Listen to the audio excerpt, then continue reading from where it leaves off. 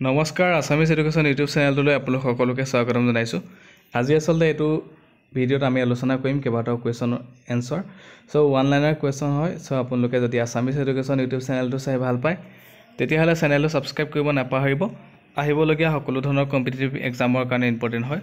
So July মাহত ভালেমানখিনি post মুকলি হ'ব। সো আপোনালোকে সকলোৱে জানে। সো ভিডিঅ'টো আৰম্ভ কৰিছোঁ। 1 নম্বৰ কুৱেশ্যনত আছে ওনাম উৎসৱ ভাৰতৰ কোনখন ৰাজ্যত উদযাপন কৰা হয়? এই উত্তৰটো হৈছে কেৰালা ৰাজ্যত উদযাপন কৰা হয় ওনাম উৎসৱ।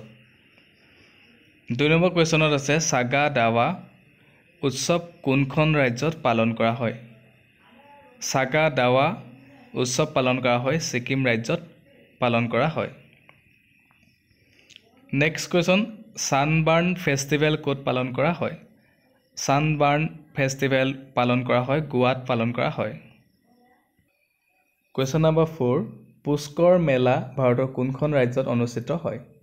পুষ্কৰ মেলা অনুষ্ঠিত হয় ৰাজস্থানত অনুষ্ঠিত হয়। সোণেপুৰ পহু মেলা ক'ত হয়? সোণেপুৰ পহু মেলা হয় বিহাৰত হয়। হোজাগিৰি নৃত্য কোনখন ৰাজ্যৰ লোকনৃত্য?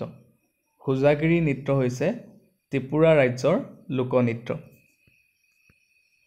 ভাৰতীয় ধ্ৰুপদী সংগীতক কেইটা ভাগত ভাগ কৰা হৈছে? 2টা ভাগত ভাগ কৰা হৈছে। চাৰকোলা কোনখন ৰাজ্যৰ লোকনৃত্য? চাৰকোলা হৈছে উত্তৰ প্ৰদেশৰ লোকনৃত্য। লাভা নৃত্য কোনখন ৰাজ্যৰ লোকনৃত্য? লাভা নৃত্য হৈছে লক্ষদ্বীপৰ হৈছে লোকনৃত্য। ধন্যবাদ। আজিৰ ভিডিঅ'ত 10টা কুৱেশ্যন আলোচনা কৰিলোঁ। যদি আপোনালোকে ভিডিঅ'টো চাই ভাল পালে তেতিয়াহ'লে চেনেলটো ছাবস্ক্ৰাইব কৰিব নাপাহৰিব আৰু ভিডিঅ'টো লাইক কৰিব। ধন্যবাদ।